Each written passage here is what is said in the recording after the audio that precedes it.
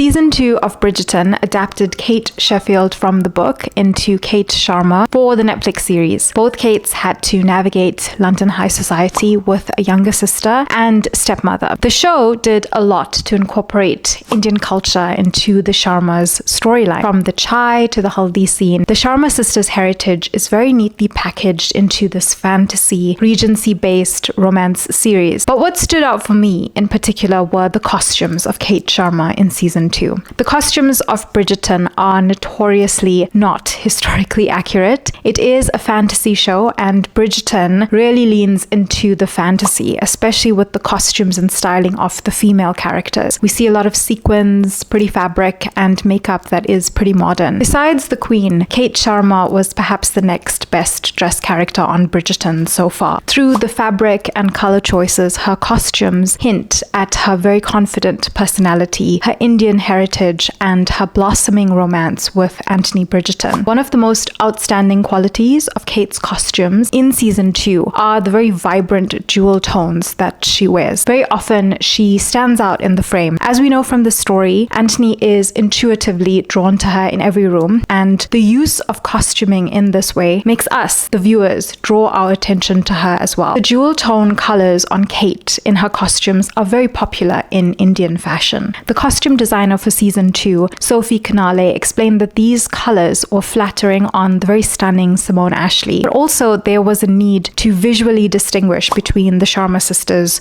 through their clothing. Because Edwina is the sweet, soft, and gentle younger sister, she was put in pastel colors like soft pink and peach. In a very stark contrast, Kate is the confident, bold, no-nonsense elder sister. Her headstrong personality is reflected in her costumes and styling with bold colors and very sharply tailored pieces. Kate's connection to the Bridgerton family is also reflected in her clothing. The Bridgerton family has a blue color palette in the series. They are allocated this color because they are a wealthy, prominent family of the ton. According to color theory, the color blue is associated with royalty, calm, and strength. In season 2, Kate wears so many blue outfits to match Anthony in many scenes, and to give us, the viewers, a visual cue that she is the next Viscountess Bridgerton. Interestingly, royal experts have pointed out that blue is the unofficial color palette for styling some real-life royals. Prince William and Princess Catherine's family of 5, in fact, repeats the shade blue so much that it has evolved into something more symbolic than just a preferred color, almost like a branding tool. Bridgerton's costume designer explained that she traveled to India before, so she was able to incorporate textiles and embroidery pieces that would give Kate's costumes a very subtle Indian touch. Also, the flowers in Kate's hair, secured on her tight bun, are very reminiscent of how Indian women use flowers in their hair for adornment or when attending religious festivals. I studied Bharatanatyam, a South Indian classical dance form, when I was a teenager, and flowers in our hair with a tight bun and a plait for dance performances was a requirement and part of the adornment process itself. Kate's costumes really do tell her story, and for this video I documented every outfit that Kate wore in season 2, and I want to go through them all, giving you guys a historical and cultural background to the pieces. In this video I also want to talk about the European fascination with textile and design from the East,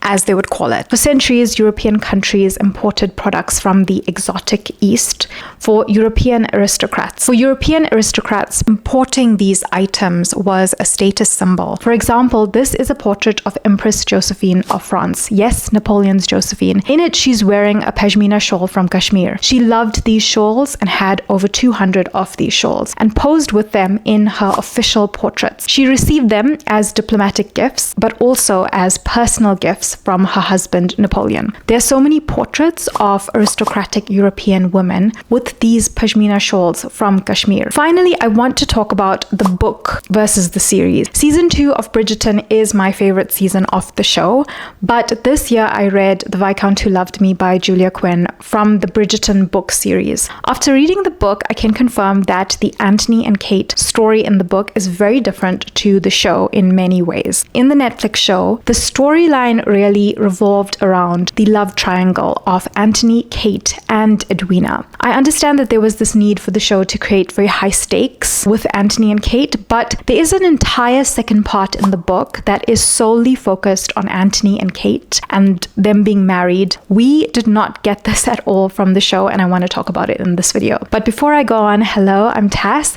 and welcome to my channel.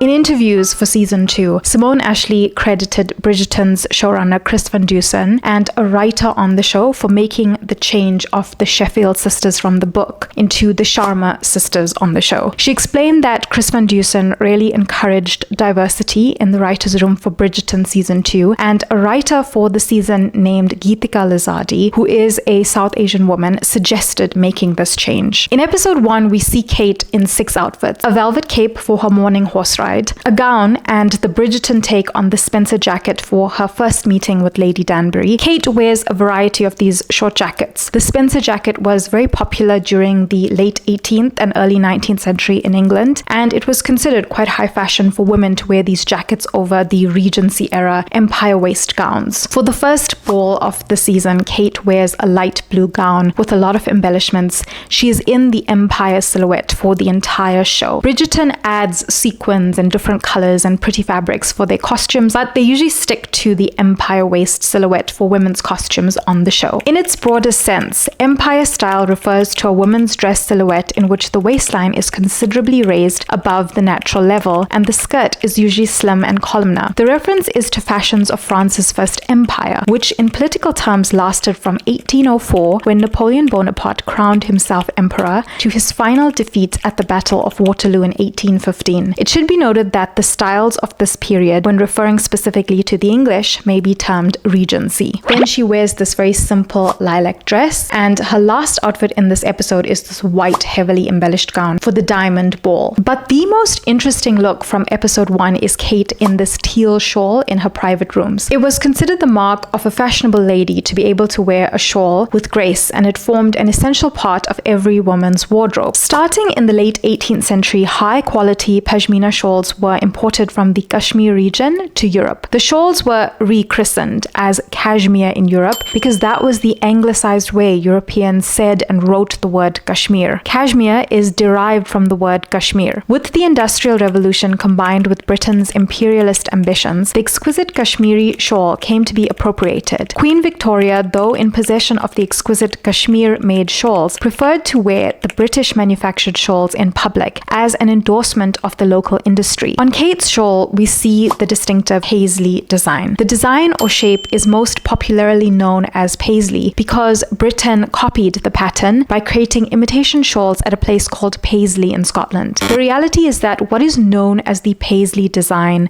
today actually has ancient roots and is derived from the Persian bote motif. The paisley pattern, often resembling a twisted teardrop, traces its roots back to ancient Babylon, modern-day Iraq. It is thought that the design originated from the shape of the sprouting date palm frond, embodying the themes of fertility and creation. As trade routes expanded, the motif traveled. By the time it reached the Indian subcontinent, the pattern had evolved, particularly in the region of Kashmir, where it was used in the crafting of luxurious wool shawls from the 16th century onward. Kashmiri artists, renowned for their exquisite craftsmanship, wove the design into pashmina shawls that became coveted items among the elite across Asia and later Europe. The entry of the pattern into European markets is credited mostly to the British East India Company in the 18th century. These shawls were introduced to Britain as exotic luxuries, and their popularity soared among the upper classes. However, the genuine Kashmiri shawls were rare and incredibly expensive, which led to the emergence of European manufactured imitations. The Scottish town of Paisley became known for the paisley pattern in the 19th century. Originally a silk-producing town, Paisley adapted to the blockade disruptions caused by the Napoleonic Wars by shifting focus to weaving wool shawls with the coveted pattern. Paisley replicated the original designs and added to it. In this way, the motif became associated with the town. At this point, I do want to talk about the European fascination fascination with textiles from the Indian subcontinent and how it relates to the white muslin Regency gown that the era is so known for and the era in which Bridgerton is set. When European merchants traveled to the Indian subcontinent, they were fascinated with the quality and the variety of the textiles and the garments being produced. In the 17th century, many European countries founded East India companies for trade. This included English, Dutch, French, and Portuguese companies. They had their eye on spices, artworks, jewels, and textiles. By the late 17th century, these companies had an extensive network of factories in the vicinity of which these textiles were produced. The British benefited from an ecosystem which had been established during the Mughal Empire. At that time, trade flourished because there was relative stability in the region during the Mughal Empire. Furthermore, since Emperor Akbar, Mughal emperors had a strong appreciation for Indian fabrics, embroideries, and other craftsmanship. As a consequence, the production of and trade in textiles made the Mughal emperors some of the richest people in the world at the time. In the 17th and 18th century, a remarkably popular fabric in Europe from India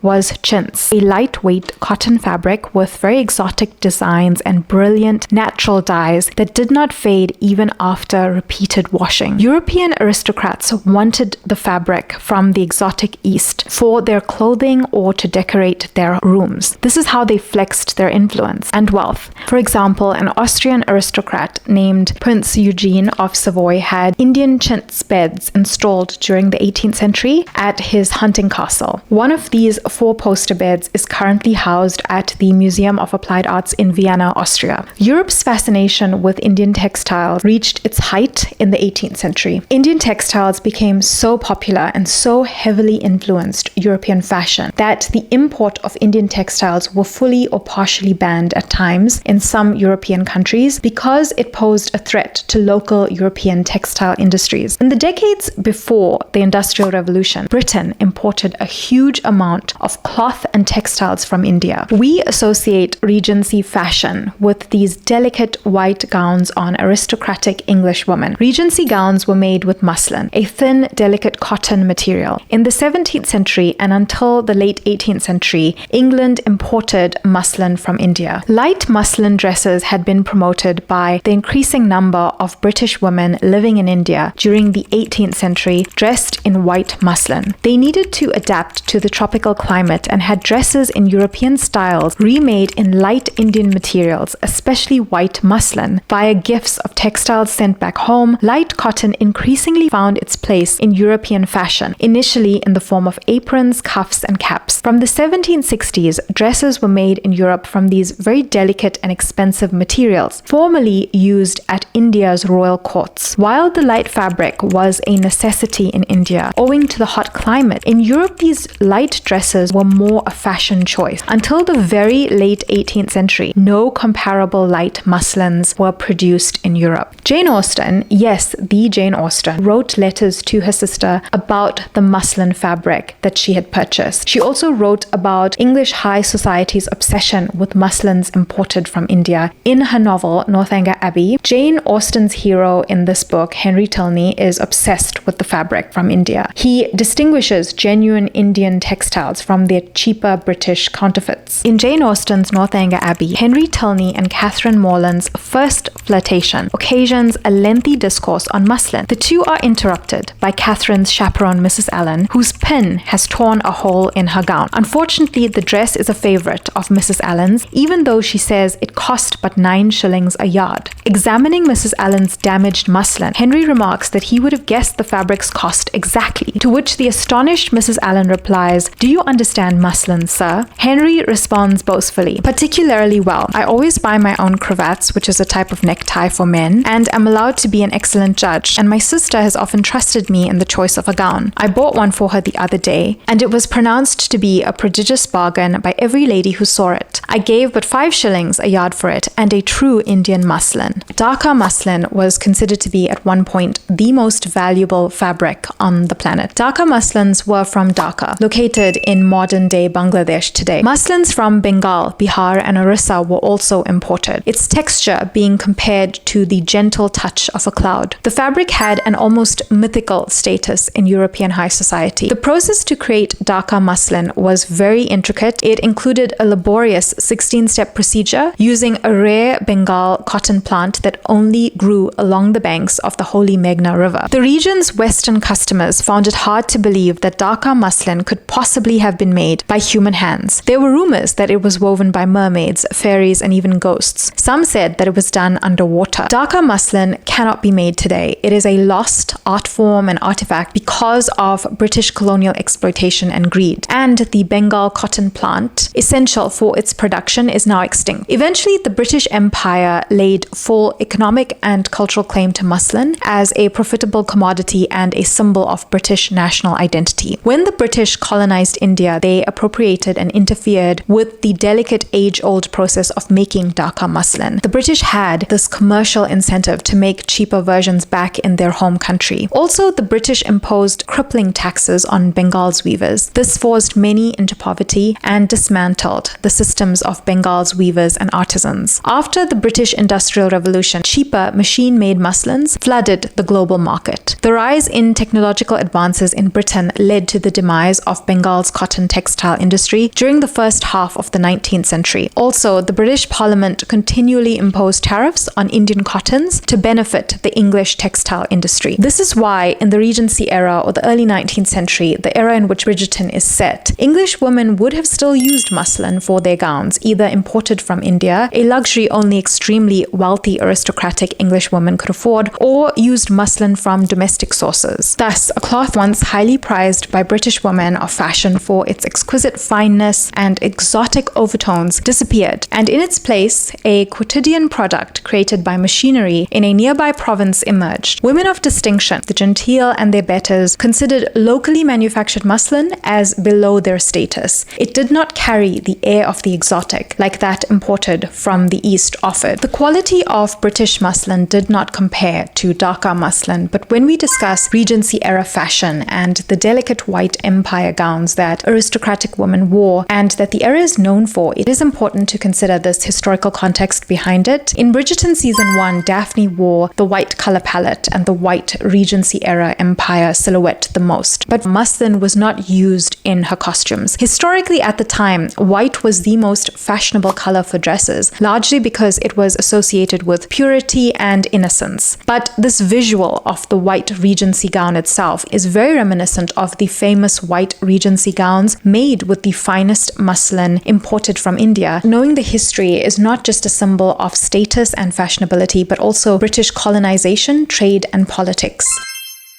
In episode 2, Kate is first dressed for the races in a very dark blue gown. She matches Anthony in these scenes. Her second look is quite striking, a bold purple outfit. Kate also has a train on this outfit. There is a very dramatic change with her next outfit. She wears this shimmering black gown for the poetry evening soiree. In all of these looks in episode 2, there's no softness or semblance of romance in Kate's looks. She does not see herself as the one being on a journey of romance at this point. Her looks are more mature, confident, and striking. Kate is a strong character. She's unmarried and a mother figure to her sister. So I wanted to portray that in both the color palette and also the fabrics that I chose for her, said costume designer Sophie Canale. Then as we traveled through the season, there's a softer element and the color palette also changes. In episode 3, there's more to her outfits as her love story with Anthony really begins. When she arrives at Aubrey Hall, the styling of Kate's dress has an Indian detail. She has this brocade scarf draped around her. For the Pall Mall scene, she wears a softer dress.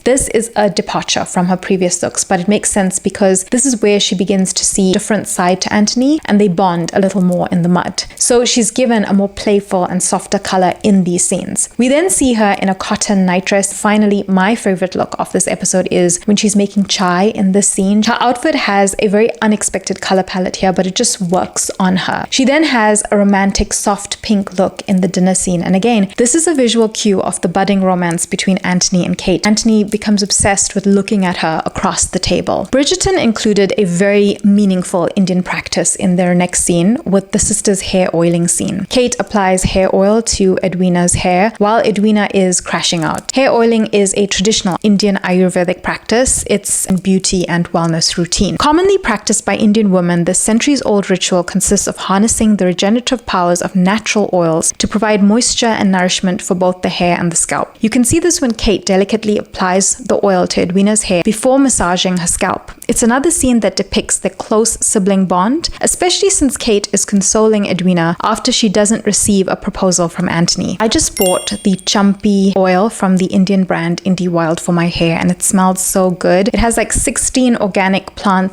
actives in it. It's my preferred hair oil. So episode 3 ends on a very wild note. Basically, Kate and Anthony have a moment of passion during the bee sting scene in the show. She's wearing another dark blue look in this, and in this scene, she was horseback riding before. I just want to highlight the jacket on this outfit. The embroidery detail is stunning on the collar, on the lapels, and at the back of the jacket as well. This look was featured again in the next episode when Kate goes hunting with Anthony and the other gentleman. At the start of episode 4, Kate wears a cotton nightgown with a blue cashmere or pashmina shawl. In the next scene, she is in a typical soft Bridgerton blue. We then see her in the riding outfit from episode 3, but a riding hat was added to this and a fichu. For additional warmth or modesty in the Regency era, the low neckline could also be tucked in with such accessories as a fichu, a type of small triangular shawl or scarf, a sleeveless undergarment sometimes featuring a collar or frill. The addition of this to her look makes sense in this hunting scene because not only does it provide some warmth for her while hunting, but it's more modest. She's hunting with a group of men, which is not a typical situation. The Bridgerton costume designer shared behind the scenes photographs of this look on Instagram while it was being created, and a photograph of Princess Diana in a hat was on their mood board. Some of the jewelry pieces that the Sharma sisters wear were sourced from the London-based jewelry design house Kastru Jewels. The designer Rajvi Vora shared in an article for Shondaland that for Kate, a lightweight gold-plated silver necklace was used and matching earrings. There's sort of an Art Deco sunflower design and a labradorite gem in the center. Made in Jaipur, India, it's of old architectural influence. I was inspired by the geometric architectural patterns and design motifs found in old Mughal influences. Floral patterns formed a big part of Mughal design. If you look closely, you can see similar shapes in the Palace of Winds in Jaipur. For Edwina, it was also a matching necklace and earrings. There were a few versions I had of the Jumki design, a bell-shaped piece literally meaning flower of the ear, and a style of earring that has been around since the Tamil Chola dynasty in the 9th century. In the next scene, Kate and Anthony have this moment in the library where they connect during a thunderstorm.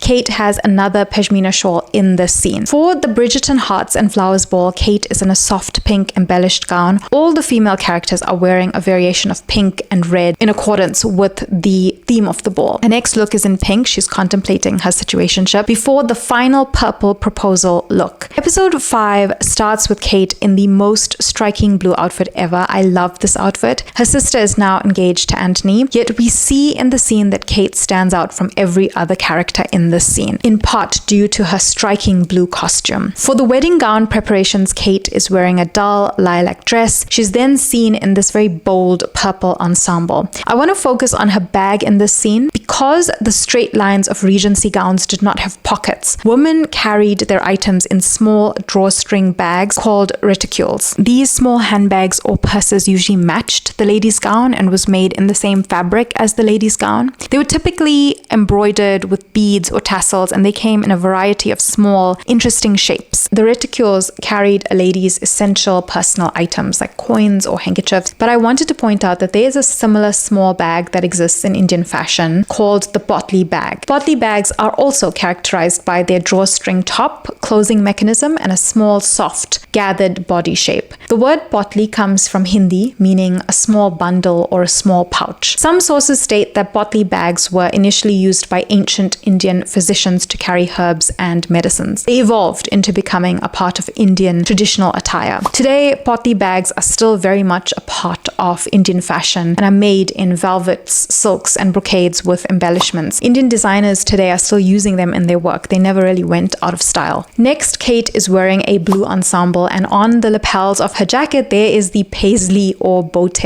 motif that we spoke about earlier. Her next look has become quite iconic. It's a very interesting peacock blue gown, and it's ombre, so we see the different colors on the dress with the much darker tones on the bodice and the lighter tones at the bottom of the dress. This is the dress that Kate wears when Anthony says the "and it is not far enough," very famous romantic confession. It has tiny embellishments on it, so when she moves, the dress actually sparkles. She also wears Indian earrings in this scene. The costume designer shared in an interview that the show exposes the female character's chest dress way more than how women would have worn them historically in the Regency era. And I can totally understand taking this creative liberty because Bridgerton is known to be like a bodice ripping show, so it suits the romance element that the show is known for. Her final two looks in this episode are this evening night ensemble and a cape. I actually hate this look in particular because I don't see Kate, the character, ever choosing to wear this. From what we have seen in this season, she does not choose very distinctive patterns throughout her outfits. Her preference seems to be more sleek, understated looks that are bold in color and rich fabric rather than patterns. I could see Edwina in this. Episode 6 is the wedding episode, and Kate only has 3 outfits in this episode, but they do count. It starts with the haldi ceremony and a cover from the title track from the Bollywood movie Kabhi Khushi Kabhie Gham playing in the scene. In this haldi scene, we see the Sharma woman gather the night before Edwina's wedding and smear turmeric paste on Edwina's arms and face. This auspicious ceremony is a part of the many Indian wedding rituals preparing the bride for her wedding day. Haldi means turmeric in Hindi. The ladies wear shades of orange to match the flowers and the scene as a whole. Kate's bridesmaid's dress is in lilac, and it's quite interesting because the costume designer shared that she was inspired by a sari in creating it. The embellishment on Kate's bridesmaid's dress came from another fabric. It was another Indian fabric that we found, and then taking this embellishment and running it down the side seam. I wanted to give the influence of an Indian sari. This is where I got the concept from. I didn't immediately associate this with a sari at all, but there's so many takes on this sari that exists in modern fashion that I'm like, okay, thank you for clarifying this. In Anthony's vision in this episode, Kate is actually wearing a wedding dress, and the costume designer also confirmed that this dress is different from Edwina's. The neckline is lower because Anthony would see Kate in a different light to Edwina. She's more desirable, less sweet. Finally, the bangles add an Indian element to the entire wedding look in this scene. In southern India, brides wear green-colored glass bangles which signify luck and fertility, and gold bangles which signify fortune. It's why Kate gives Edwina her mother's green bangles for the wedding ceremony. Episode 7 starts with Kate in a cotton nightgown, but she wears a lot of purple, violet, lilac, and indigo shades in this episode. In the show, Daphne says lilac is a symbol of first love. The color purple and shades akin to it are very rich in symbolism and meaning. Also, I love that the show included Anthony's obsession with Kate's scent. This is something that is in the book, and he describes her beguiling scent as a mix of, quote, exotic lilies and sensible soap, unquote. But I wish they leaned into her scent being attar.